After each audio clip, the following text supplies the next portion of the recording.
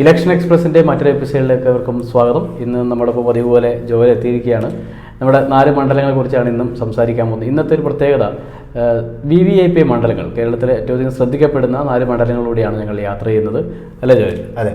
ഇന്നിപ്പോൾ ആദ്യം യാത്ര ചെയ്യാൻ പോകുന്നത് നമ്മുടെ പ്രിയപ്പെട്ട ബഹുമാനപ്പെട്ട മുഖ്യമന്ത്രി പിണറായി വിജയന്റെ മണ്ഡലത്തിലെ കൂടിയാണ് ധർമ്മടത്തെക്കുറിച്ച് എന്താണ് പറയാനുള്ളത്? ധർമ്മടം 2011 രൂപീകരണപ്പെട്ട ഒരു മണ്ഡലമാണ്. അതായത് 2008 ഡീലിമിറ്റേഷൻ ഉണ്ടായി. 2008 ഡീലിമിറ്റേഷന് ശേഷം ആദ്യത്തെ നിയമസഭാ തെരഞ്ഞെടുപ്പ് നടക്കുന്നത് 2011 2011 അന്നത്തെ LDF കാൻഡിഡേറ്റ് 12,000 വോട്ടുകൾക്ക് മുകളിൽ നേടി വിജയിച്ചു. അതിനുശേഷമാണ് 2016 നമ്മുടെ മുഖ്യമന്ത്രി ശ്രീ പിണറായി വിജയൻ അവിടെ മത്സരിക്കാൻ വരുന്നത്. അദ്ദേഹം ആ തെരഞ്ഞെടുപ്പിൽ 36,000 വോട്ടുകൾക്ക് മുകളിൽ നേടി അദ്ദേഹം അവിടെ വിജയിച്ചു. അതിനുശേഷം കഴിഞ്ഞ തവണത്തെ പിണറായി തരംഗം ആനടിച്ച 2021 തെരഞ്ഞെടുപ്പിൽ അദ്ദേഹത്തിന് ആ മണ്ഡലം 50,000 വോട്ടുകളുടെ വ്യക്തമായ ഭൂരിപക്ഷം നൽകിയ മണ്ഡലമാണ് ഈ ധർമ്മടം നിയോജക മണ്ഡലം. വളരെ ശക്തമായ ഒരു ഇടതുകോട്ടയാണ് ഈ ധർമ്മടം നിയോജക മണ്ഡലം എന്ന് നമുക്ക് പറയാൻ സാധിക്കും. പക്ഷേ കമ്മ്യൂണിസ്റ്റ് പാർട്ടിയുടെ ഉത്ഭവം പോലും ഉണ്ടായത് ഈ നിയോജക മണ്ഡലത്തിലാണ്, പിണറായി ഉൾപ്പെടുന്ന സ്ഥലങ്ങൾ. അതുകൊണ്ട് തന്നെ കമ്മ്യൂണിസ്റ്റ് പാർട്ടിക്ക് വളരെയധികം പ്രാതിനിധ്യമുള്ള, പ്രത്യേകിച്ച് CPM വളരെയധികം പ്രാതിനിധ്യമുള്ള നിയോജക മണ്ഡലമാണ് ഈ ധർമ്മടം നിയോജക മണ്ഡലം എന്ന് പറയുന്നത്. ഇപ്പോഴും പാർട്ടി ഗ്രാമങ്ങളുള്ള ഒരു നിയോജക മണ്ഡലമാണ് ഈ ധർമ്മടം എന്ന് പറയുന്നത്. ഇവിടെ മുഖ്യമന്ത്രി പിണറായി വിജയനെ സംബന്ധിച്ചിടത്തോളം യാതൊരു തരത്തിലും ഭയപ്പെടേണ്ട കാര്യമില്ലാത്ത ഒരു ഇടത് കോട്ട. ശരിക്കും ധർമ്മടം ഒരു തുരുത്ത് കൂടിയാണ് ധർമ്മടം എന്ന് പറയുന്ന സ്ഥലം. അപ്പൊ അങ്ങനെ CPM ഏറ്റവും വലിയ തുരുത്തുകളിലൊന്നാണ്. അതായത് പൂർണ്ണമായും CPM തന്നെ കൈവശം വെച്ചിരിക്കുന്ന ഒരു സ്ഥലം എന്ന് പറയാം. പക്ഷേ പലപ്പോഴും K. സുധാകരൻ അടക്കമുള്ള പ്രമുഖരൊക്കെ ഇവർ വരും, മത്സരിക്കും, അല്ലെങ്കിൽ ഷാഫി പറമ്പിൽ വരും എന്നൊക്കെയുള്ള ഒരു ഊഹാപോഹങ്ങളൊക്കെ, അതൊക്കെ വന്ന് എന്തെങ്കിലും മാറ്റം ഉണ്ടാവും തോന്നുന്നുണ്ട്? ഇല്ല, അങ്ങനെ വലിയ മാറ്റമൊന്നും ഉണ്ടാകാൻ പോകുന്നില്ലാത്തൊരു നിയോജക മണ്ഡലമാണ് ധർമ്മടം എന്ന് നമുക്ക് 100% ഉറപ്പിച്ച് പറയാൻ സാധിക്കും. ആ ഒരു സാഹചര്യത്തിൽ ഒരിക്കലും പിണറായി വിജയനെ പോലൊരു നേതാവ് കൂടി മത്സരിക്കുമ്പോൾ ഒരു 30,000 വോട്ടിൽ താഴാത്ത ഒരു ഭൂരിപക്ഷം കിട്ടുന്ന നിയോജക മണ്ഡലം തന്നെയാണ് ഈ ധർമ്മടം എന്ന് പറയുന്നത്. ഇപ്പോൾ ഷാഫി പറമ്പിലിനെ പോലെ ഒരു വളരെ പോപ്പുലർ ആയിട്ടൊരു കാൻഡിഡേറ്റ് മത്സരിച്ച് കഴിഞ്ഞാലും ഒരു വലിയ കോമ്പറ്റീഷൻ ഒന്നും കൊടുക്കാൻ സാധിക്കില്ല. ഒരുപക്ഷെ ഭൂരിപക്ഷം ഒരു ഇച്ചിരി കുറയ്ക്കാൻ സാധിക്കുമെങ്കിലും ഒരു ഇടതു കോട്ടയാണ്, അല്ലെങ്കിൽ ഒരു ഇടതു തുരുത്താണ്. ആ തുരുത്തിൽ നമുക്ക് യാതൊരു വിധത്തിലുള്ള ഒരു അട്ടിമറിയോ അല്ലെങ്കിൽ യാതൊരു തരത്തിലുള്ള അത്ഭുതത്തിനും അവിടെ ഒരു സ്പേസ് ഇല്ല. അങ്ങനത്തെ ഒരു നിയോജക മണ്ഡലമാണ് ഈ ധർമ്മടം എന്ന് പറയുന്നത്. പിണറായിയെ കുറിച്ചാണ് നമ്മൾ സംസാരിച്ചത്. അടുത്ത മണ്ഡലം മറ്റൊരു VIP മണ്ഡലമാണ്. അത് മലപ്പുറം ജില്ലയിലാണ്. മലപ്പുറം ജില്ലയിൽ നമുക്കറിയാം മുസ്ലിം ലീഗിന്റെ ഒരു കോട്ടയാണ്. അവിടെ PK കുഞ്ഞാലിക്കുട്ടി എന്ന കിരീടം വെക്കാത്ത മുസ്ലിം ലീഗിന്റെ രാജാവ് അല്ലേ, അദ്ദേഹം മത്സരിക്കുന്ന സ്ഥലം വേങ്ങരയെ കുറിച്ച് എന്താണ് പറയാൻ? വേങ്ങര ഇതുപോലെ നമ്മൾ ആദ്യം ധർമ്മടത്തെ പറ്റി പറഞ്ഞ പോലെ അത് CPM ഒരു കോട്ടയാണെങ്കിൽ ഇത് UDF അല്ലെങ്കിൽ മുസ്ലിം ലീഗിന്റെ ഒരു കോട്ടയാണ് ഈ വേങ്ങര നിയോജക മണ്ഡലം എന്ന് പറയുന്നത്. 2006 കുറ്റിപ്പുറത്തെ KT ജലീലിനോടുള്ള തോൽവിക്ക് ശേഷം ഒരു പ്രതിഷ്ഠായ മങ്ങി നിൽക്കുന്ന സമയത്ത്, അതിനുശേഷം പിന്നീട് ഒരു നേതാവായി അദ്ദേഹം സ്വയം തെളിയിച്ച് എമർജ് ചെയ്ത് വന്ന സമയത്ത് അദ്ദേഹം ചൂസ് ചെയ്ത നിയോജക മണ്ഡലം എന്ന് പറയുന്നത് വേങ്ങരയാണ്. ആ സമയത്ത് അദ്ദേഹം തോൽവിക്ക് ശേഷം പിന്നീട് വരികയാണ്. എന്നിട്ട് പോലും ആ മണ്ഡലത്തിന്റെ ആ ഒരു പച്ചക്കോട്ട അദ്ദേഹത്തിന് നൽകിയ ഭൂരിപക്ഷം 36,000 വോട്ടുകൾക്ക് മുകളിലായിരുന്നു. ആ 2011 തെരഞ്ഞെടുപ്പ് എന്ന് പറഞ്ഞാൽ അത് രണ്ടുപേർക്കും തരംഗമില്ലാത്ത, അല്ലെങ്കിൽ ഒരു ഒരു ആന്റി ഇൻകംബൻസിയുടെ ഒരു ലെവലേഷൻ പോലും ഇല്ലാതെ നടന്ന കട്ടയ്ക്ക് ഒരു കോമ്പറ്റീഷൻ നടന്ന ഒരു തെരഞ്ഞെടുപ്പിൽ പോലും 36,000 വോട്ടുകളുടെ പമ്പിച്ച ഭൂരിപക്ഷം വേങ്ങരയിൽ ശ്രീ കുഞ്ഞാലിക്കുട്ടിക്ക് നേടുവാൻ സാധിച്ചു. അപ്പൊ നമുക്ക് മനസ്സിലാക്കാൻ സാധിക്കും അത് എന്തുമാത്രം വലിയ ഒരു പച്ചക്കോട്ടയാണ് എന്ന് നമുക്ക് മനസ്സിലാക്കാൻ സാധിക്കുന്ന നിയോജക മണ്ഡലമാണ് വേങ്ങര എന്ന് പറയുന്നത്. കഴിഞ്ഞ തവണ LDF അതുപോലെ സ്വതന്ത്ര സ്ഥാനാർത്ഥി രണ്ടുപേരുമായിരുന്നു പ്രധാന എതിരാളി. അതിൽ നമുക്ക് പ്രത്യേകിച്ച് പറയേണ്ടത് ഈ സ്വതന്ത്ര സ്ഥാനാർത്ഥിയുടെ കാര്യമാണ്. സഭ എന്നാണ് സ്വതന്ത്ര സ്ഥാനാർത്ഥിയുടെ പേര്. ഒറ്റയ്ക്ക് നിന്ന് മത്സരിച്ച് 11,000-ൽ കൂടുതൽ വോട്ടുകൾ നേടിയ സ്ഥാനാർത്ഥിയായിരുന്നു ഈ സഭ എന്ന് പറയുന്നത്. അദ്ദേഹമായിരിക്കും ഇത്തവണ LDFന്റെ കാൻഡിഡേറ്റ് ആവുക എന്നതാണ് ഇപ്പോൾ കേൾക്കുന്ന സൂചന. അപ്പം അങ്ങനെ ഒരു മത്സരം വരികയാണെങ്കിൽ അദ്ദേഹത്തിന് കുറെ പേഴ്സണൽ വോട്ടുകൾ ഉണ്ടായതുകൊണ്ടായിരിക്കും തീർച്ചയായിട്ടും ഒരു ഇൻഡിപെൻഡന്റ് കാൻഡിഡേറ്റിന് 11,000 വോട്ടുകൾക്ക് മുകളിൽ പിടിക്കാൻ സാധിച്ചത്. പിന്നെ LDFന്റെയും കൂടി ഒരു പ്രൊട്ടക്ഷൻ വരുമ്പോൾ അദ്ദേഹത്തിന്റെ പേഴ്സണൽ വോട്ടുകളും LDFന്റെ ഒരു പ്രൊട്ടക്ഷനും കൂടി ആകുമ്പോൾ കുറച്ചധികം വോട്ടുകൾ ലഭിക്കേണ്ടതാണ്. പക്ഷെ ഇത്തവണ മലപ്പുറം ജില്ലയിൽ പ്രത്യേകിച്ചും നമ്മൾ നോക്കിക്കാണ്ട ഒരു കാര്യം എന്ന് പറയുന്നത്, അതായത് മുസ്ലിം മൈനോറിറ്റി അത് ഒരു 80% അല്ലെങ്കിൽ 85% പ്രോ UDF ആയിട്ട് നിൽക്കുന്നു എന്ന് നമ്മൾ കാണുന്നതാണ്. പ്രത്യേകിച്ച് കുഞ്ഞാലിക്കുട്ടിയെ പോലെ ഒരു കാൻഡിഡേറ്റ് അവിടെ മത്സരിക്കുന്ന സമയത്ത് ഇപ്പൊ വ്യക്തിപ്രഭാവം ഈ സഭ എന്ന് പറഞ്ഞ കാൻഡിഡേറ്റിന് ഉണ്ടെങ്കിൽ പോലും ഈ ഒരു ഇലക്ഷനിൽ അത് വലിയ തോതിൽ ബാധിക്കില്ല എന്ന് നമുക്ക് വേണമെങ്കിൽ നിസ്സംശയം പറയാൻ സാധിക്കും. കാരണം ഒരു കോട്ടയാണ്. ആ കോട്ടയിൽ ഇത്തവണ ഒരു മുസ്ലിം മൈനോറിറ്റി പൂർണ്ണമായും UDFന് അനുകൂലമായി വോട്ട് ചെയ്യാൻ വേണ്ടിയിട്ട് ഇരിക്കുകയാണെന്ന് നമുക്ക് വേണമെങ്കിൽ പറയാൻ സാധിക്കുന്ന ഒരു സമയത്ത് ഒരു പക്ഷേ കുഞ്ഞാലിക്കുട്ടിയുടെ ഭൂരിപക്ഷം അതൊരു 40-45 വരെ തൊട്ട് കഴിഞ്ഞാൽ നമുക്ക് ചിലപ്പം അത്ഭുതപ്പെടാനായിട്ടൊന്നുമില്ലാത്ത ഒരു നിയോജകമണ്ഡലമാണ്. കാരണം അത് കോട്ടയാണ്. അപ്പം പിന്നെ വളരെയധികം വികസനങ്ങൾ ഇനിയും എത്തി നോക്കേണ്ട ഒരു സ്ഥലം കൂടിയാണ് വേങ്ങര എന്ന് നമുക്ക് വേണമെങ്കിൽ പറയാൻ സാധിക്കും. ഈ പറയുന്ന കോട്ടകളിലൊക്കെ എന്തുമാത്രം ഇപ്പം ധർമ്മടം നമ്മൾ എടുത്തപ്പോൾ പോലും ധർമ്മടത്തിൻ്റെ ഒരു ഇന്നർ വെച്ച് നോക്കി കഴിഞ്ഞ് കഴിഞ്ഞാൽ അവിടെ എന്തുമാത്രം വികസനങ്ങൾ എത്തിയിട്ടുണ്ടെന്ന് നമ്മൾ ചോദിച്ചു കഴിഞ്ഞാൽ നമുക്ക് ചിലപ്പം പെട്ടെന്ന് കാണാനായിട്ടൊന്നും നല്ലതുപോലെ തന്നെയാണ് വേങ്ങരയുടെ അവസ്ഥ. വലിയ വലിയ കോട്ടകളിൽ ഈ പാർട്ടി തന്നെ വിജയിക്കുമെന്ന് വിചാരിച്ച് ഒരുപാട് വികസനങ്ങൾ കാണിച്ചില്ല. അതും ഇപ്പോൾ പ്രശ്നമല്ലെങ്കിലും ഭാവിയിൽ ചിലപ്പോൾ ഒരു പക്ഷേ പ്രശ്നമായേക്കാവുന്ന സാഹചര്യങ്ങളുണ്ട്. അതുപോലെ തന്നെ വേങ്ങരയിൽ നമുക്കൊരു ഡൗട്ടിൻ്റെ കാര്യമില്ല. UDF അത് കുഞ്ഞാലിക്കുട്ടി തന്നെ മത്സരിക്കുന്ന ഈ ഒരു സാഹചര്യത്തിൽ പിന്നെ പറയേണ്ട കാര്യം അത് ഉപമുഖ്യമന്ത്രിയൊക്കെ ആകുമോ എന്നൊക്കെയാണ്. ചിലപ്പം അത് തന്നെ ആയിരിക്കും ഫ്ലെക്സ് ബോർഡിൽ ആദ്യം വരുന്നത്, നമ്മുടെ കേരളത്തിന്റെ ഉപമുഖ്യമന്ത്രിക്ക് വോട്ട് ചെയ്യുക എന്നൊക്കെ പറഞ്ഞു വരുമോ, അങ്ങനെയൊക്കെ സംഭവിക്കുമെന്ന് നമുക്ക് അറിയില്ല. എന്തുതന്നെ ആയാലും ഇത്തവണ കുഞ്ഞാലിക്കുട്ടി സുഖമായിട്ട് നിയമസഭയിലെത്തും. അദ്ദേഹത്തിന്റെ മണ്ഡലം വേങ്ങര തന്നെയായിരിക്കുകയും ചെയ്യും. അപ്പോൾ നമ്മൾ വേങ്ങരയെ കുറിച്ചാണ് പറഞ്ഞത്. ഇനി അടുത്ത മണ്ഡലം മറ്റൊരു ശ്രദ്ധേയമായ മണ്ഡലമാണ്. അത് എറണാകുളം ജില്ലയിലാണ്. എറണാകുളം ജില്ല എന്ന് പറയുമ്പോൾ പറവൂർ മണ്ഡലം. VD സതീശൻ ഒരു മുഖ്യമന്ത്രി കാൻഡിഡേറ്റ് കൂടിയാണ് UDFന്റെ. അപ്പോൾ അതിനെപ്പറ്റി ഒന്ന് പറയും. പറവൂർ നമ്മൾ ഇത്രയും നേരം പറഞ്ഞുകൊണ്ടിരുന്ന കോട്ടകളെ പറ്റിയിട്ടാണ്. ഇവിടെ നമുക്ക് പറയേണ്ടത് കോട്ട പൊളിച്ച ഒരാളെ പറ്റിയിട്ടാണ്. ഒരു പക്ഷേ LDFന്റെ എറണാകുളം ജില്ലയിലെ ഏറ്റവും ഷുവർ സീറ്റുകളിലൊന്ന്, അല്ലെങ്കിൽ LDFന് ഏറ്റവും സ്വാധീനമുള്ള സീറ്റുകളിലൊന്ന് ഏതാണെന്ന് ചോദിച്ചു കഴിഞ്ഞാൽ നമുക്ക് ആദ്യം പറയേണ്ട നിയോജക മണ്ഡലം അത് പറവൂർ തന്നെയായിരുന്നു. ഈ 1996 ഇലക്ഷനിലാണ് VD സതീശൻ ആദ്യമായിട്ട് ആ നിയോജക മണ്ഡലത്തിലേക്ക് വരുന്നത്. അദ്ദേഹം വരുന്നത് നെട്ടൂരിൽ നിന്നാണെന്നാണ് എനിക്ക് തോന്നുന്നത്. തൃപ്പൂണി കൊച്ചിയുടെ ഭാഗമായിട്ടുള്ളൊരു സ്ഥലത്തു നിന്നാണ് ഈ VD സതീശൻ ആദ്യമായി അദ്ദേഹത്തിന് മത്സരിക്കാൻ കിട്ടിയ അവസരം പറവൂരായിരുന്നു. തോറ്റു. 1000 വോട്ടുകൾക്ക് അദ്ദേഹം അവിടെ പരാജയപ്പെട്ടിട്ടുണ്ട്. പിന്നീട് ഒരു 5 വർഷം അദ്ദേഹം അവിടെ നിന്ന് പ്രവർത്തിച്ചു എന്ന് മാത്രമല്ല അവിടുത്തെ പല കാര്യങ്ങളിലും അദ്ദേഹം ഇടപെടുകയും എല്ലാം ചെയ്തു. അപ്പോൾ 2001 ഇലക്ഷൻ വന്നു. 2001 ഇലക്ഷൻ എന്ന് വെച്ച് കഴിഞ്ഞാൽ 99 സീറ്റുകളുമായി UDF അധികാരത്തിൽ വന്ന UDF തരംഗം ആനടിച്ച ഒരു തെരഞ്ഞെടുപ്പായിരുന്നു ഈ 2001 ഇലക്ഷൻ എന്ന് പറഞ്ഞത്. പല ഇളകാത്ത കോട്ടകളും CPMന്റെയും CPIയുടെയും ഇളകിയ ഒരു തെരഞ്ഞെടുപ്പായിരുന്നു ഈ 2001 എന്ന് പറഞ്ഞത്. ഈ 2001 VD സതീശൻ അവിടെ പ്ലേസ്ഡ് ആവുന്നത്. അങ്ങനെ ആ സതീശനിൽ ആ ഒരു ഇലക്ഷനിൽ ഈ UDF തരംഗത്തിൻ്റെയും കൂടെ കെയർ ഓഫിലാണ് VD സതീശൻ അവിടെ വിജയിക്കുന്നത്. പിന്നെ അദ്ദേഹം വിജയിച്ച ശേഷം അദ്ദേഹത്തിന്റെ സ്വന്തം കുടിയടപ്പാവകാശം അല്ലെങ്കിൽ സ്വന്തം മണ്ഡലമായി അത് പിന്നെ മാറുകയായിരുന്നു. അതിനുശേഷം 2006 പിണറായി വിജയൻ 2006 VS തരംഗം ആനടിച്ച തെരഞ്ഞെടുപ്പിൽ പോലും അദ്ദേഹത്തിന്റെ ഭൂരിപക്ഷം കൂടുകയാണ് ചെയ്തത്. 2011 പന്ന്യൻ രവീന്ദ്രൻ അവിടെ മത്സരിച്ചപ്പം പോലും അദ്ദേഹത്തിന്റെ ഭൂരിപക്ഷം 7000-ൽ നിന്ന് അത് 11,000-ആയിട്ട് കൂടി. അതിനുശേഷം 2016 ശാരദാമോഹൻ അവിടെ മത്സരിക്കുന്ന സമയത്ത് അദ്ദേഹത്തിന്റെ ഭൂരിപക്ഷം 11,000-ൽ നിന്ന് 20,000-ആയിട്ട് കൂടി. കഴിഞ്ഞ തവണ പിണറായി തരംഗം ആനടിച്ച തെരഞ്ഞെടുപ്പിലും അദ്ദേഹത്തിന്റെ ഭൂരിപക്ഷം 21,000-ആയിട്ട് കൂടി.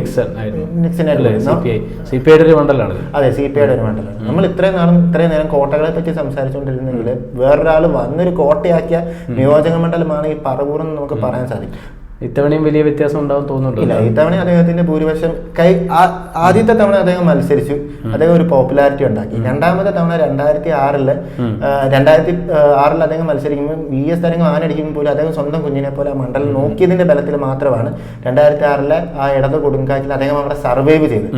അല്ലെങ്കിൽ ഇങ്ങനത്തെ ഒരു മണ്ഡലം ഒരിക്കലും സർവൈവ് ചെയ്യേണ്ട മണ്ഡലമല്ലായിരുന്നു.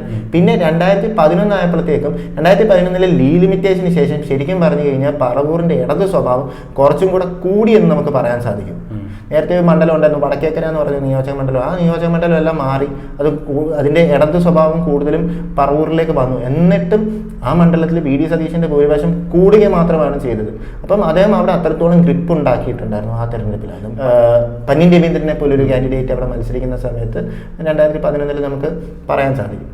അപ്പം അദ്ദേഹം അവിടെ സ്വന്തമായി ഗ്രിപ്പ് ഉണ്ടാക്കിയിട്ട് അദ്ദേഹത്തിന്റെ കോട്ടയായിട്ട് മാറിയിട്ടുണ്ട്. പിന്നെ 2011 തെരഞ്ഞെടുപ്പിൽ നമുക്ക് പറയാനുള്ള വേറൊരു കാര്യം എന്ന് പറഞ്ഞു കഴിഞ്ഞാൽ 2011 സതീശൻ ജയിച്ചു കഴിഞ്ഞാൽ മന്ത്രിയാകുമെന്ന് എല്ലാവരും പ്രതീക്ഷിച്ചിരുന്ന ഒരു തെരഞ്ഞെടുപ്പായിരുന്നു. പക്ഷേ അദ്ദേഹത്തിന് ആദ്യം ഓപ്റ്റ് ചെയ്ത് സ്പീക്കർ സ്ഥാനമായിരുന്നു. പക്ഷെ അദ്ദേഹം സ്വീകരിക്കാൻ തയ്യാറായില്ല. പിന്നെ അദ്ദേഹം മന്ത്രി അല്ലാതെ ഹരിത MLA-മാരുടെ കൂടെ നിൽക്കുകയും അങ്ങനെ പല കാര്യങ്ങളും സംഭവിക്കുകയും ഒക്കെ ഉണ്ടായി. പക്ഷെ അദ്ദേഹം 2016 വിജയിച്ചു. 2016 ഭൂരിപക്ഷം കൂടിയാണ് വിജയിച്ചത്. 2021 അദ്ദേഹം ഒരിക്കലും ഒരു മന്ത്രി പോലും ആയില്ലെങ്കിലും അദ്ദേഹം ആദ്യമായി ഒരു പൊസിഷനിൽ എത്തുന്നതെന്ന് പറഞ്ഞു കഴിഞ്ഞാൽ ഡയറക്റ്റ് ആയിട്ട് ഓപ്പോസിഷൻ ലീഡറായിട്ടാണ്. ഇപ്പം അവിടുത്തെ ടോക്ക് എന്ന് പറഞ്ഞ് നിങ്ങൾ മുഖ്യമന്ത്രിക്ക് വോട്ട് ചെയ്യൂ എന്നൊരു ക്യാമ്പയിനിലേക്കായിരിക്കും ഒരു പക്ഷേ പറവൂർ മണ്ഡലം പോവുക എന്ന് നമുക്ക് വേണമെങ്കിൽ പറയാൻ സാധിക്കും. അതുകൊണ്ട് തന്നെ അദ്ദേഹം വളരെ കംഫോർട്ടബിൾ ആയിട്ടൊരു ഭൂരിപക്ഷം അദ്ദേഹം ഒരുപക്ഷെ നേടുമായിരിക്കും. എന്നാലും CPM ഇത്രയും നാളും CPI മത്സരിച്ചുകൊണ്ടിരുന്ന നിയോജക മണ്ഡലമായിരുന്നു. ഇത്തവണ CPM അത് ഏറ്റെടുക്കുമോ എന്ന് നമുക്ക് ഒരു ഡൗട്ട്ഫുൾ ആയിട്ടൊരു ക്വസ്റ്റ്യൻ ആണ്. CPM അത് ഏറ്റെടുത്ത് കഴിഞ്ഞാൽ ആരെയായിരിക്കും കാൻഡിഡേറ്റ് ആയിട്ട് വെക്കുന്നത് എന്നൊരു ക്വസ്റ്റ്യൻ ആണ്. അതുപോലെ തന്നെ CPI തന്നെയാണ് ആ നിയോജക മണ്ഡലത്തിൽ മത്സരിക്കുന്നതെങ്കിൽ സുനിൽകുമാറിനെ പോലെ തൃശ്ശൂരിൽ നിന്ന് സുനിൽകുമാറിനെ ഇവിടെ കൊണ്ടുവന്ന് ശക്തമായ ഒരു മത്സരം കാഴ്ചവെക്കുമോ എന്നതും ഒരു സംശയമാണ്. പിന്നെ വേറൊരു കാര്യം പറയാനുള്ളത്, ഈ സുനിൽകുമാറിനെയും VD സതീശിന്റെയും തമ്മിലുള്ള പല ഇന്റർവ്യൂസും കണ്ടിട്ടുണ്ട്. ഈ എടാപോടാ വിളിച്ച് അവർ രണ്ടുപേരും നിയമസഭയിൽ എത്തിയത് ഒരേ കാലഘട്ടത്തിലായതുകൊണ്ട് ഇവർ രണ്ടുപേരും ഭയങ്കര കൂട്ടുകാരാന്ന് പറഞ്ഞു കേട്ടിട്ടുണ്ട്. ഇവരുടെ ഒരുപാട് ഇന്റർവ്യൂസ് മാതൃഭൂമിയിലൊക്കെ ഓണത്തിന്റെ സമയത്ത് ഇവർ രണ്ടുപേരും ഒരു കൈലിമുണ്ടും ഒക്കെ എടുത്തുകൊണ്ട് ഇങ്ങനെ പാടത്ത് രണ്ടുപേരും കൃഷിയോട് താല്പര്യമുള്ള ആൾക്കാരും കൂടെ ആയതുകൊണ്ട് അങ്ങനെ ഇന്റർവ്യൂ ഒക്കെ കണ്ടിട്ടുണ്ട്. ഇപ്പൊ ഈ രണ്ട് കൂട്ടുകാർ തമ്മിൽ മത്സരിക്കുക എന്നതും നമുക്ക് നോക്കി കാണേണ്ട ഒരു കാര്യം തന്നെയാണ്. അപ്പം പക്ഷെ പറവൂർ മണ്ഡലത്തെ പറ്റി പറയുകയാണെങ്കിൽ ആദ്യ കാലങ്ങളിലൊക്കെ അദ്ദേഹം ഒരു കുഞ്ഞിനെ പോലെ നോക്കിയൊരു നിയോജക മണ്ഡലമായിരുന്നു പറവൂർ എന്ന് പറയുന്നത്. പിന്നെ ഇപ്പം അതിൽ മണ്ഡലം നോക്കുന്ന കാര്യത്തിൽ അദ്ദേഹം കുറച്ച് പുറകെ പോയിട്ടുണ്ടോ എന്ന് നമുക്ക് വേണമെങ്കിൽ ചൂണ്ടിക്കാണിക്കാൻ സാധിക്കും. ഈ 5 വർഷത്തിനിടയിൽ അദ്ദേഹം ഒരുപക്ഷെ പ്രതിപക്ഷ നേതാവ് ആയതുകൊണ്ടായിരിക്കും 5 വർഷത്തിനിടയിൽ അധികം വികസനങ്ങളൊന്നും ആ മണ്ഡലത്തിലേക്ക് വന്നിട്ടില്ല എന്നാണ് നമുക്ക് പല അഭിപ്രായങ്ങളിലൂടെ കേൾക്കാൻ സാധിക്കുന്നത്. അതുപോലെ തന്നെ VD സതീശനെതിരെ അവിടെ ഉയർത്തിക്കൊണ്ട് വരാൻ പറ്റുന്ന വേറൊരു പ്രശ്നമെന്ന് വെച്ച് കഴിഞ്ഞാൽ ഈ പുനർജനിയാണ്. സതീശനായിരിക്കും ആ മണ്ഡലം മത്സരിക്കുന്നത്. ഒരു മുഖ്യമന്ത്രി കാൻഡിഡേറ്റ് എന്നൊരു പ്രതിച്ഛായ ഉള്ളതുകൊണ്ടും VD സതീശൻ അത് സ്വന്തം പോക്കറ്റിലാക്കിയിട്ടുള്ളൊരു മണ്ഡലമായതുകൊണ്ടും VD സതീശൻ തന്നെയായിരിക്കും വിജയിക്കുന്നത്. എന്തായാലും ഭൂരിപക്ഷം കൂടാൻ തന്നെയാണ് സാധ്യത കൂടുതൽ. നമ്മൾ പറഞ്ഞു വന്നത് പറവൂരിനെ പറ്റിയായിരുന്നു, മറ്റൊരു VIP മണ്ഡലം. ഇനിയുള്ളത് നമ്മൾ കുറച്ച് അങ്ങോട്ടേക്ക് പോവുകയാണ്, നമ്മൾ തെക്കോട്ട് പോവുകയാണ്. നേമം എന്ന് പറയുന്ന മണ്ഡലം, അത് BJP പലപ്പോഴും ഗുജറാത്ത് എന്നൊക്കെ വിശേഷിപ്പിക്കുന്ന ഒരു മണ്ഡലമാണ്. ആദ്യമായി BJPക്ക് ഒരു സീറ്റ് നൽകിയ സ്ഥലം നിയമത്തെ കുറിച്ച് പറയും. നിയമവും ഈ ഡീലിമിറ്റേഷന് ശേഷമാണ് ഇന്നത്തെ നിയമം ആ ഒരു രീതിയിൽ ഉണ്ടായതെന്ന് നമുക്ക് വേണമെങ്കിൽ പറയാൻ സാധിക്കും. പണ്ട് നിയമ മണ്ഡലം ഉണ്ടായിരുന്നു. K കരുണാകരൻ വരെ വിജയിച്ച ഒരു നിയോജക മണ്ഡലമായിരുന്നു ഈ നിയമം എന്ന് പറയുന്നത്. ഇപ്പൊ ഈ 2006 ഇടത് കൊടുങ്കാറ്റിലും N ശക്തൻ വിജയിച്ച നാടാർ സമുദായത്തിന് വളരെയധികം സ്വാധീനമുണ്ടായിരുന്ന ഒരു നിയോജക മണ്ഡലം 2011 ഡീലിമിറ്റേഷന് ശേഷം BJPക്ക് വളരെ അധികം അനുകൂലമായ ഒരു മണ്ഡലമായി ആ മണ്ഡലം മാറുകയാണ് ഉണ്ടായത്. O രാജഗോപാൽ ആദ്യം മത്സരിച്ചതും 2011 ഇലക്ഷനിൽ O രാജഗോപാൽ മത്സരിച്ചതും അത് അദ്ദേഹം ആ തെരഞ്ഞെടുപ്പിൽ തോൽക്കുന്ന 6000 വോട്ടുകൾക്കാണ് ശിവൻകുട്ടിയുമായിട്ട് തോക്കുന്നത്. അപ്പൊ തന്നെ നമുക്ക് മനസ്സിലാവും മണ്ഡല പുനഃക്രമീകരണത്തിന് ശേഷം എന്തുമാത്രം നിയമം എന്ന് പറയുന്ന നിയോജക മണ്ഡലം മാറിയെന്നത്. പിന്നെ 2016 ഇലക്ഷനിൽ ആ സമയത്ത് 2014 നരേന്ദ്രമോദി അധികാരത്തിൽ എത്തിയതിനു ശേഷം നടന്ന തെരഞ്ഞെടുപ്പ്, ആ തെരഞ്ഞെടുപ്പിൽ നമുക്ക് അതിന്റെ BJP സ്വഭാവം വ്യക്തമായി 8000 വോട്ടുകൾക്ക് മേലെയുള്ള ഭൂരിപക്ഷത്തിൽ BJP വിജയിച്ച ഒരു മണ്ഡലം. BJPക്ക് ആദ്യമായി ഒരു MLA ഉണ്ടായ നിയോജക മണ്ഡലം, അതാണ് ഈ നിയമ നിയോജക മണ്ഡലം എന്ന് പറയുന്നത്. പക്ഷെ നമ്മൾ നിയമ നിയോജക മണ്ഡലത്തെ പറ്റി പറയുമ്പോൾ ഒരു കാര്യമുണ്ട്. അതായത് 2006 ഇലക്ഷനിൽ ശക്തൻ ജയിച്ചു, മണ്ഡല പുനഃക്രമീകരണം ഉണ്ടായി.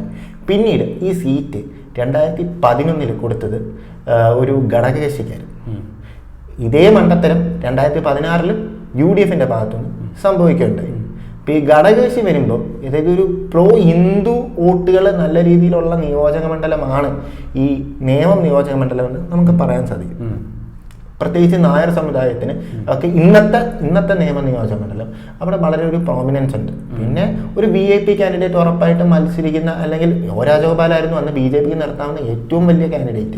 അതുപോലെ തന്നെ ശിവൻകുട്ടി ഇവിടെ മത്സരിക്കുന്നു. ശിവൻകുട്ടി മേയറായിട്ട് നിന്ന് അദ്ദേഹത്തിന്റെ കഴിവ് തെളിയിച്ചതിന് ശേഷമാണ് ഈ നിയമ നിയോജക മണ്ഡലത്തിലേക്ക് മാറുന്നത്.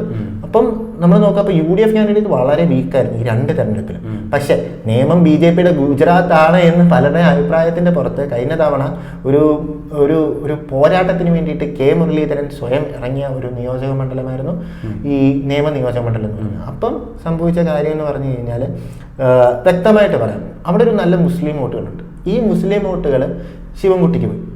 അതേസമയം BJPക്ക് കിട്ടിക്കൊണ്ടിരുന്ന ഒരു ഹിന്ദു വോട്ടിന്റെ അത് ഒരു വിഭാഗം K മുരളീധരൻ പിടിക്കും. എന്നിട്ടും 3000-4000 വോട്ടുകളുടെ ഭൂരിപക്ഷത്തിലാണ് BJP കാൻഡിഡേറ്റ് അവിടെ തോറ്റതെന്ന് പറയുമ്പോൾ അതിൻ്റെ ഒരു BJP സ്വഭാവം വളരെ വ്യക്തമായി നമുക്ക് മനസ്സിലാകുന്ന ഒരു നിയോജക മണ്ഡലമാണ് ഈ നിയമം എന്ന് പറയുന്നത്. ഇത്തവണ ആരായിരിക്കും സ്ഥാനാർത്ഥി BJPക്ക്? സ്റ്റാർ മണ്ഡലം എന്ന് നമ്മൾ തന്നെ പറഞ്ഞു, നമുക്ക് അറിയാം, അല്ലെങ്കിൽ കാൻഡിഡേറ്റ് തന്നെ അനൗൺസ് ചെയ്തിട്ടുണ്ട്. ആ സ്റ്റാർ രാജീവ് ചന്ദ്രശേഖർ തന്നെ ആയിരിക്കും BJPയുടെ കാൻഡിഡേറ്റ് ആവുക എന്നുള്ള ഏറെക്കുറെ ഉറപ്പാണ്. ഇപ്പം BJPയുടെ കാൻഡിഡേറ്റ് നമുക്കറിയാം, ശിവൻകുട്ടി തന്നെ മത്സരിക്കാനാണ് സാധ്യത കൂടുതൽ. ആര്യ രാജേന്ദ്രനെയൊക്കെ മത്സരിപ്പിച്ച് കഴിഞ്ഞാൽ ചിലപ്പോൾ 8 മണിക്ക് തന്നെ നമുക്ക് കാര്യങ്ങൾക്കൊക്കെ തീരുമാനമാവും. അപ്പം മീൻസ് അതേ ഒരു മോശം ആളായതുകൊണ്ടല്ല പറയുന്നത്, പക്ഷെ ആ ഒരു മണ്ഡലത്തിന്റെ സ്വഭാവം അതാണ്. ആ മണ്ഡലത്തിൽ അത്രത്തോളം ഇറങ്ങിച്ചെന്ന് നിന്ന ഒരാൾക്ക് മാത്രമേ BJP-യുടെ ഈ കാൻഡിഡേറ്റിനെ ശരിക്കും ഒന്ന് തോൽപ്പിക്കാനോ അല്ലെങ്കിൽ ഒന്ന് വിരട്ടാനോ ഒക്കെ സാധിക്കത്തുള്ളൂ എന്ന് നമുക്ക് വേണമെങ്കിൽ പറയാം. പിന്നെ UDF-ന്റെ കാൻഡിഡേറ്റ് അത് കോൺഗ്രസ് സ്ഥാനാർത്ഥി തന്നെയായിരിക്കും നമുക്ക് പറയാം. എന്തായാലും UDF-ന് നല്ല ഒരു കരുത്തനായ ഒരു സ്ഥാനാർത്ഥിയെ തന്നെ അവിടെ പ്ലേസ് ചെയ്യേണ്ടതായിട്ടൊരു ഇതുണ്ട്. അല്ലെങ്കിൽ പിന്നെ കോൺഗ്രസിന് കരുത്തേതെന്ന് തോന്നിപ്പിക്കുന്ന ആരെങ്കിലും, ഇപ്പം ഉദാഹരണത്തിന് പറഞ്ഞു കഴിഞ്ഞാൽ മുട്ടടയിൽ ഇത്തവണ, അതായത് തിരുവനന്തപുരം മുട്ടട കോർപ്പറേഷനിൽ ഇത്തവണ മത്സരിച്ച് വിജയിച്ച വൈഷ്ണവ സുരേഷിനെ പോലെ, അല്ലെങ്കിൽ കരുത്തരാണെന്ന് മറ്റുള്ളവരുടെ മുമ്പിലെങ്കിൽ, കാരണം ഈ ഇലക്ഷൻ കോൺഗ്രസിനെ സംബന്ധിച്ചും UDF-നെ സംബന്ധിച്ചും വളരെ നിർണായകമായ ഒരു ഇലക്ഷനാണ്. അപ്പോൾ നിയമം എന്ന സീറ്റ് ഒരു വീക്ക് കാൻഡിഡേറ്റ് അല്ലെങ്കിൽ ഒരു പോപ്പുലർ ജയിക്കുമെന്നൊരു തോന്നൽ പോലും മറ്റുള്ളവരുടെ ഇടയിൽ വരാത്തൊരു കാൻഡിഡേറ്റിനെ അവിടെ കൊണ്ടുപോയി നിർത്തി കഴിഞ്ഞാൽ UDF-ന്റെ മൊത്തം സാധ്യതകളെയും CPM അല്ലെങ്കിൽ LDF മുന്നണിയും പറഞ്ഞു വരുത്താൻ പോകുന്നത് ഇവരൊരു വീക്ക് കാൻഡിഡേറ്റിനെ ഇട്ടത് BJP വിജയിക്കാൻ വേണ്ടിയിട്ടാണ് എന്ന് പറഞ്ഞായിരിക്കും. അപ്പം UDF ഒരു സ്ട്രോങ് കാൻഡിഡേറ്റിനെ അവരെ പ്ലേസ് ചെയ്യേണ്ടത്, അത് വളരെ പോപ്പുലർ ആയിട്ടുള്ള ഒരു നേതാവിനെ തന്നെ അവിടെ പ്ലേസ് ചെയ്യേണ്ടത് വളരെ അത്യാവശ്യമാണ്. കെ മുരളീധരൻ ഇത്തവണ ഉണ്ടാവില്ല. ഒരു ബലിയാടിനെ കൊണ്ട് അവിടെ നിർത്തുകയാണെന്ന് ആർക്കും തോന്നരുത്. ഇപ്പം അതുകൊണ്ട് തന്നെയാണ് ഇപ്പം വൈഷ്ണവ സുരേഷിന്റെ പേരൊക്കെ പറയുമ്പോൾ വൈഷ്ണവ സുരേഷ് ഒരു പോരാട്ടം നടത്തി വിജയിച്ചു.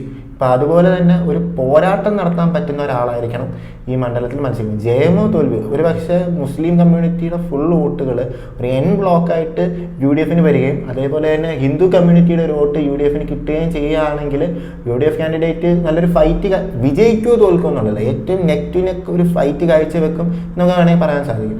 അതേസമയം LDF-ന്റെ ഇപ്രാവശ്യത്തെ ഏറ്റവും വലിയ പ്രശ്നമായിട്ട് നമുക്ക് മനസ്സിലാക്കുന്നത്, നേരത്തെ ആക്കി ഈ മലബാർ ഏരിയയിൽ, അതായത് മുസ്ലിം ലീഗിന് സ്വാധീനമുള്ള ഏരിയയിലായിരുന്നു ഈ മുസ്ലിം കമ്മ്യൂണിറ്റിയുടെ ന്യൂനപക്ഷ വിഭാഗത്തിൻ്റെ വോട്ടുകൾ ഒരു N ബ്ലോക്കായിട്ട് UDF-ന് പൊക്കോണ്ട്. ബാക്കി എല്ലായിടത്തും അത് ഡിപ്പെൻസ് ഓൺ കാൻഡിഡേറ്റും അല്ലെങ്കിൽ ഡിപ്പെൻസ് ഓൺ സിറ്റുവേഷനും അല്ലെങ്കിൽ ഒരു വലിയ വിഭാഗം ഒരു മുസ്ലിം വോട്ടുകൾ LDF-ന് കിട്ടിയിട്ടുണ്ട്. പക്ഷേ ഇത്തവണത്തെ പ്രശ്നം എന്ന് വെച്ച് കഴിഞ്ഞാൽ ഒരു മുസ്ലിം കമ്മ്യൂണിറ്റിക്കുള്ളിൽ തന്നെ LDF-ന് അനുകൂലമായി വോട്ട് ചെയ്യേണ്ട ഒരു കാര്യമില്ല, ഒരു സാഹചര്യമില്ല. പ്രത്യേകിച്ച് ഒരു പക്ഷേ വെള്ളാപ്പള്ളി ഇഷ്യൂ കാര്യങ്ങളൊക്കെ ആയതുകൊണ്ട് തന്നെ മുസ്ലിം വോട്ടുകൾ എവിടെ UDF മത്സരിച്ചാലും ഒരു N ബ്ലോക്കായിട്ട് UDF-ന് പോകും. പക്ഷേ മുസ്ലിം വോട്ടുകൾ മാത്രമല്ല, ഇപ്പം ക്രിസ്ത്യൻ വോട്ടുകളും എല്ലാം ആ രീതിയിൽ ചിന്തിക്കുന്ന ഒരു ഇലക്ഷനാണ്. ഒരു കാരണം പഞ്ചായത്ത് തിരഞ്ഞെടുപ്പിൻ്റെ ട്രെൻഡ് അതാണ് ചൂണ്ടിക്കാട്ടുന്നത്. എന്തായാലും 4 VIP മണ്ഡലങ്ങളെ കുറിച്ചാണ് ഇന്ന് നമ്മൾ സംസാരിച്ചത്. എല്ലാം കോട്ടകളാണ്. ആ കോട്ടകൾ പൊളിക്കാൻ മറ്റുള്ളവർക്ക് പറ്റുമോ എന്ന് മാത്രം നോക്കി കാണേണ്ട ഒരു ഇലക്ഷനാണ് വരാൻ പോകുന്നത്. ഇലക്ഷൻ എക്സ്പ്രസിൻ്റെ ഈ ഒരു എപ്പിസോഡ് നിങ്ങൾക്ക് ഇഷ്ടമായെന്ന് കരുതുകയാണ്. നിങ്ങളുടെ അഭിപ്രായങ്ങളൊക്കെ പങ്കിടുക. അടുത്ത ദിവസം മറ്റൊരു എപ്പിസോഡുമായി നമ്മൾ കാണാം. അതുവരേക്കും നന്ദി, നമസ്കാരം.